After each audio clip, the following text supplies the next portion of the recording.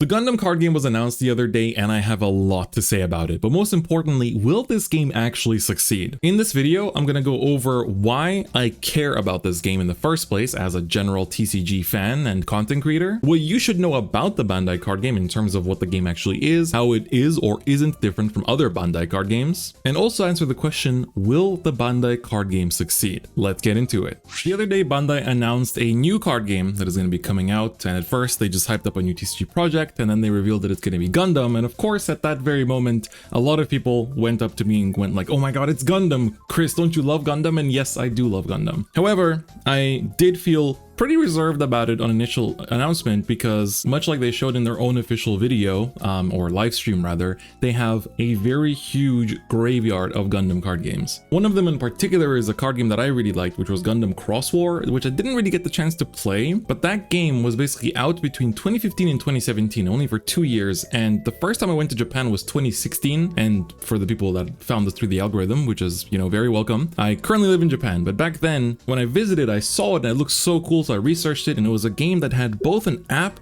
and a TCG version, and the cards were available in English, and it had a world championship throughout like the Asia region and everything like that. And overall, it felt like a game that had so much invested into it, and then it just died. In 2017, they just pulled out of it. It's like, unlike Fire Emblem Cypher or Future Card Buddy Fight, which ended because of the COVID pandemic starting, that game just kind of like, it like died in 2 years. It was such a weird and sudden and strange ending. But now, so they announced a new Gundam card game, and the other day they went over a long live stream of over almost an hour that you can check out. I'll leave a link in the description, where they go over all the rules and everything and like the beta test period for the game as well. Now, why was I a little bit apprehensive about this? The reason why is that, one, as much as I love Gundam and just mecha series in general, I always felt that the only things that Bandai does really well with Gundam are the anime and the, I guess, three things. There's the anime, there is the Gunpla scene in general, and then EX Versus, which is the arcade game that is basically still the only arcade game that is still played in arcades mostly and hasn't moved to consoles. But card games, I feel like they showed it themselves, they just haven't really done a good job with it. So I've been a little bit apprehensive, but after seeing the live stream, I'm definitely a lot more invested. So in this video, I'm gonna go over my first thoughts of the Gundam card game, and to give you a background for those of you that are watching that don't follow my usual content, I'm a card game content creator, YouTuber, streamer, commentator. I sometimes work in the background for some of these card games as well. And so I'm very invested in the card game community in general. And I do play some Bandai card games. I played Digimon TCG for a very long time from the very beginning, and then kind of like fell off of it a little bit throughout the beginning of 2023, I would say. And then I do play One Piece here and there, but my main active games are Vanguard, which is what this channel is mostly about, Shadow vs. Evolve, which I'm an official ambassador for, and the Pokemon TCG, which is like the game that's like my second biggest passion next to Vanguard, basically. So I'm pretty invested in card games, and I'm also fairly well versed with Bandai card games as well. So first things first, what even is the Gundam card game? So the Gundam card game is a game with 4 different types of cards, where you have your units, which are mostly the mobile suits, you have your pilots, which are the ones that power up the mobile suits, you have commands, which are basically like spell cards, and bases, which are, in my opinion, the most interesting part of the game, which are what protect your life from getting attacked. And otherwise, the game is played with a 50 card deck, which is strictly has to be exactly 50, no more, no less, with up to 2 colors mixed in one, a 10 card resource deck that you gain a resource from every single turn, and generally speaking, you play the game by having 6 shields or life or whatever you want to call it. If you've played One Piece or Digimon or Duel Masters, you're going to be very familiar with this. And then once you've run out of the shields and you get attacked, you would lose. And then you have a base, which basically acts as a shield to your shields, I guess. That basically your opponent has to attack the base before they can damage your shields, and only after they've destroyed the base, then they can attack the shields. And otherwise, you can battle between the mobile suits themselves, and then the pilots can link with the mobile suits to allow them to attack the turn they're played, otherwise they can't. And then they buff them up through various other effects. The other interesting thing is that this game has reaction timing. So much like how Battle Spirits has, I'm trying to remember what the terminology was for Battle Spirits. I don't even know if it's in Saga. I've only played Japanese Japanese battle spirits. So I think it was it Brave? I think it had a different name. So correct me in the comments unless I put a little thing down here. But that's like one of the already interesting things, is that the game does have response timing and both players get to respond to each other as well. We don't know how much of that is like possible yet. We know that you can play and command and then your opponent can respond to it, and then I don't know if you can continue that chain and how that chain will be resolved. Probably it's going to be kept fairly simple and not go that far. But so already from a gameplay perspective, there are some interesting things. There's a lot of things from other Bandai card games. I think one of my kind of like peeves was that I really wished that they would explore the idea of non-shield life for once. I feel like Bandai card games have been very settled on using shield as life for the longest time, whether it's One Piece or Digimon recently, or Dragon Ball Fusion World as well. But they've shown before that, like, you know, with battle spirits, they had a different life mechanic, and that was like very interesting. And the resource cards, I guess, are fine. It's very safe, you know, it's basically Dawn that they could have kind of like done something more with. So I feel like on that surface level, it is a little bit simple. I think the main interesting part of the game mechanics is the bases and how those effects of the bases will play into stalling out the game and really dictating the pace of the game, together with the mobile suit and pilot combos. I do think because there's 4 different types of cards already, building a deck of 50 cards is actually going to be a little bit hard to dictate the ratios, because your bases are necessary in order to protect you. You need commands to have responsibility. So like, I'm assuming like aggro decks might not play many commands, but then like control decks will probably play more commands. And then the fact that when you pair a unit with the specific linking pilot, so you know, like let's say as an example, Sletta Mercury together with Gun Ariel, you know, in that case, that unit can attack the turn it's played. So it basically gets stormed from Shadowverse. And I think that how many deck slots you'll have to dedicate to those in order to be able to execute them consistently, and also just to have attackers, I think is going to also be pretty important. So right now it feels like, you know, they already showed us that some of the pilot cards will also be playable as commands, and I feel like those will probably be the main commands people play, because I feel like I wouldn't want to blow up my deck with stuff that isn't things I can attack with and kind of like try to win the game faster with. And I also wouldn't want to not have as many bases unless they're really weak, just because that also can dictate how long the game will go. So I feel like in terms of like the deck building is going to be quite interesting. Like, will you build a more tanky deck with more bases? Will you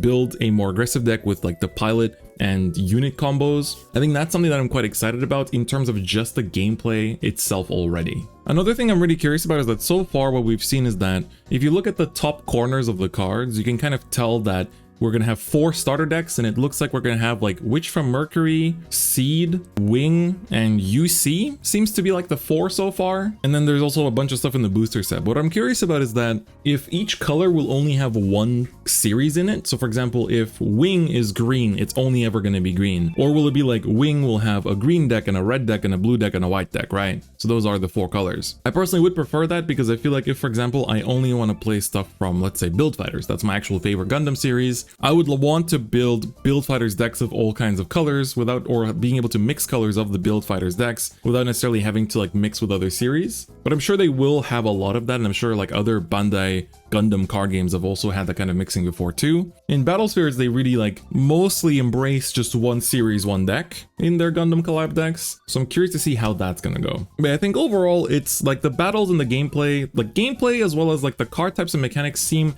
relatively interesting. It is also much more advanced in my opinion than what usual Bandai card games are out of the gate, right? I feel like One Piece and Digimon were both relatively simple at a base core level of like just learning the game and playing it. And I'm very curious to see how much further they're going to push that with Gundam, because at a base level already has a lot of mechanics, and you could even say it has mechanic bloat from the beginning too. But that also opens up the door for some very explosive and interesting card design. So I gave examples on Twitter like, you know, G Self from Gino de Conquista. If that can like switch backpacks mid-battle, that would be really cool. Or, you know, like Tryon 3 from Gundam Build Fighters, if that can actually like combine mid-battle, that would also be really cool. So doing that kind of like more flashy balls to the wall kind of card design, I think would be really interesting, because I feel like the recent Bandai card games like One Piece have been playing it pretty safe. Digimon has been kind of going off the wall a little bit more lately with like pretty crazy effects and a lot of stuff going on standby at once. So I wonder how far they're going to push that ceiling with the Gundam card game. Another thing that was really interesting is that that they showed that this game not only is available in 1v1 format, but also 2v2 format, much like Gundam EX Versus, where you share the shields between both players and then you just play together. And then there's also like, you know, Commander-esque formats too. But the fact that they already promote that from the get-go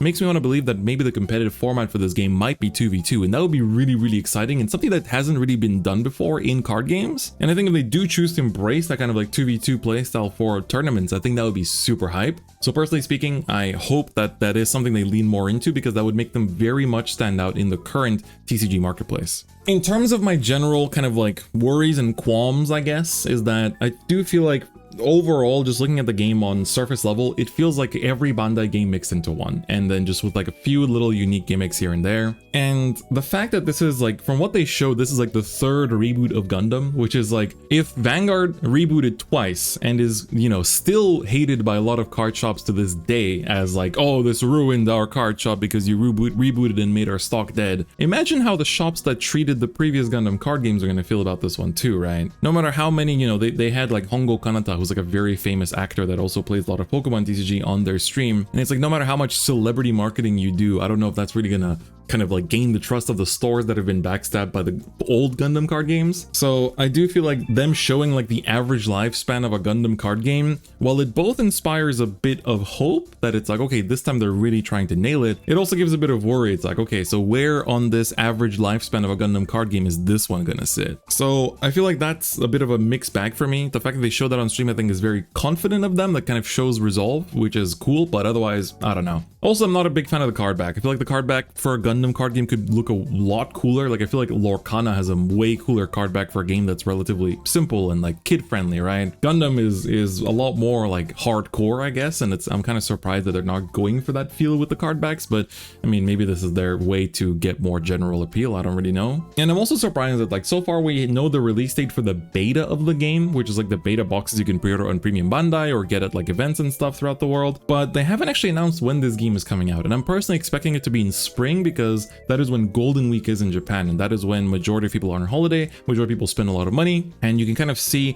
across many different card game companies that launch games like Bushiroad and Bandai, they usually target spring. One Piece came out in spring, Dragon Ball came out in spring, Shadowverse Evolve came out in spring, technically the baseball game that Bushiroad released recently also came out in spring. So generally speaking, spring is a very common time to release new games, so I would be surprised if they released it earlier than that. And also the fact that the Bandai like World Finals Bandai Card Fest in Tokyo is happening in March and they don't have an entry gift for Gundam on that, I think basically shows you that the game probably won't be out in March just yet. If it is, it might be like an early preview kind of thing. But now looking at the future, like once this game actually comes out, I think, you know, I'm both a big TCG fan and also someone that loves Gundam. I want this to work out. I want this game to do well. And I think the fact that they're releasing this game in 3 languages simultaneously is a very, very huge thing that's worth of you know, commending, because usually these companies will release the game in Japanese first to test the waters and see if the game is popular enough. They did it with One Piece. I mean, Fusion World, I guess, was like their first step towards more global releases, but with this one, they were very much like in your face about it. It's like Chinese and English and Japanese cards all in the same trailer. This game's coming out at the same time everywhere,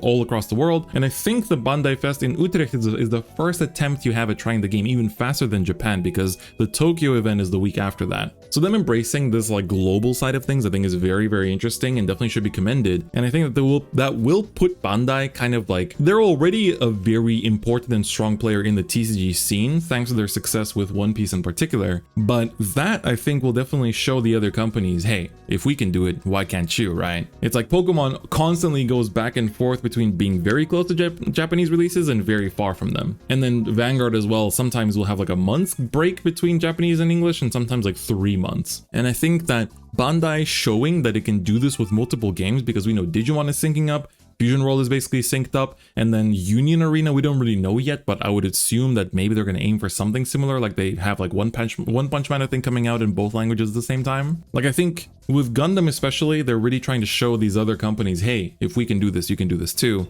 And if you can't, then we're gonna, you know, continue to shoot up ahead. Because for both Vanguard and Pokemon players, there's always this thing of like, well, Japan gets to play the game more than the rest of the world because they get to play these unsolved metas with brand new cards, whereas the rest of the world picks up from where Japan left off. So with Gundam, it's gonna be everyone is exploring the game all at once. And then finally, to answer the question of whether I think this game will actually succeed. I think overall, the game will be a success. I think there's, just seeing the pre-order numbers for the beta sets, I think it was kind of expected it was going to do well just because there's a lot of Gundam fans and a lot of TCG fans that, kind of like the combination. So I think overall it will be a success and it probably will sustain itself for quite a long time. So I definitely see this game being around for at least as long as the current Digimon card game is and, it's still going. Because I think if the Digimon card game can continue going as strong as it has, because Digimon card game has always been pretty strong in the rest of the world, but not so much in Japan. Whereas the Gundam one I think will be really strong in places like China and probably in Japan too, and in the West is where I'm a little bit not so sure about. But there is a but. I think while this game will be successful and will probably score in like the top 10 of sales every quarter and stuff like that, I do not think this will surpass One Piece's success, and there's a reason why I feel that. The main thing is when you think about the two most generally appreciated games, I guess we can say three, right? We have Pokemon, and then I would say Yu-Gi-Oh, and then I'd say One Piece. Magic is kind of like its own thing that I don't really want to talk about too much, I guess, because Pokemon, Yu-Gi-Oh, and One Piece are all kind of like from the same era of you kind of watch these on TV, the anime growing up, and now you've grown up, you have the ability to spend money, and you remember these series. And so all three of those franchises are generally speaking appreciated by everyone, especially Pokemon has like generational appeal, right? So when I go to Pokemon tournaments in Japan, I play against people in their like late 50s, I play against like elementary schoolers, I play against like moms that come there with their children and stuff like that, and also people my age. But One Piece is very similar to Pokemon where people love One Piece characters no matter who they are, right? So you see a very high split of like male to female ratio for One Piece because there's a lot of really popular male characters that are popular with a female audience, and then there's really popular female characters popular with a male audience, and then a bit of both on both sides as well. And just in general, the One Piece IP has been going for so long and it's appreciated by so many people. I mean, it's basically the most mainstream manga out there that it has that kind of appeal that everyone likes it. So I'd say both Pokemon and One Piece are two IPs that everyone likes, that everyone has an appreciation for regardless of their age, regardless of their upbringing. You could say that, people in their 40s and above are more the Dragon Ball generation than they are the One Piece generation. But overall, there is this like very wide appeal for these two IPs. However, I cannot really say the same for Gundam. I think Gundam, like I said earlier in the video, is more hardcore in that sense. Gundam has people like me, like I'm also, I got into Gundam pretty late. I basically got into it with 00 and then like watched back some of the older series. And what really hooked me on Gundam was actually build fighters. That's what hooked me and really made me appreciate the whole franchise. But overall, a lot of like the average Gundam fan's age is a bit higher than I'd say Pokemon or One Piece. And generally speaking, just looking at my own chat, I was restreaming this whole presentation and a lot of people were saying like, this is exciting, but I'm not really a Gundam fan, right? So it's kind of going to depend on like if the game itself is fun. And I myself, for example, I'm not a One Piece fan actually that much. I've read the first like 100 or so chapters, but hey, like I've built decks and stuff. The game is fun, right? If the game is good, I'm gonna play it. And I think that with Gundam, it's going to be like kind of similar, where there's going to be a lot of people that don't really know the series. And there's a lot of people that for some reason don't like robots, which I used to be like that as a kid for some reason. So I kind of understand where they're coming from, but you'll also have that demographic that kind of just feels allergic to it compared to like One Piece, which is just anime characters, which of course there's also people that are allergic to that. But anyway, that's getting besides the point. I do feel like compared to One Piece and Pokemon, this will not have the same mainstream appeal. So it will be popular within the diehard core fans. And then depending on how good the pricing and the gameplay is, that will be the mainstream appeal that I think it might have as well towards the other card game players, which are now a very big and growing demographic. So I hope that answers the question that you came here for in this video. With that, if you want to know more about the Gundam card game, I will leave links in the description to the official website and to the stream so you can check all of that out. I don't particularly plan to cover the game, but it is something that I'm quite interested in. And I feel like just as both a card game and a Gundam fan, I'm quite invested in the future of it. So I don't think I'll be really making much content about the game. This is something like a video I wanted to make about my first thoughts. If it does come out, I live in Japan, so I'm very lucky that I'm surrounded by card games all the time. If it does come out and if it's interesting and it's easy to get into the tournaments and it's like, something that I can see myself getting serious about, I might cover it here and there. But for the time being, I'm gonna stick my efforts to where I've already planned to. But if you liked the video, please do give it a like. And if you are interested in general card game stuff, feel free to subscribe and support the channel too. It really does help a lot. But with that, that's gonna be it for me today. Thank you so much for watching and I'll see you guys next time. Bye bye.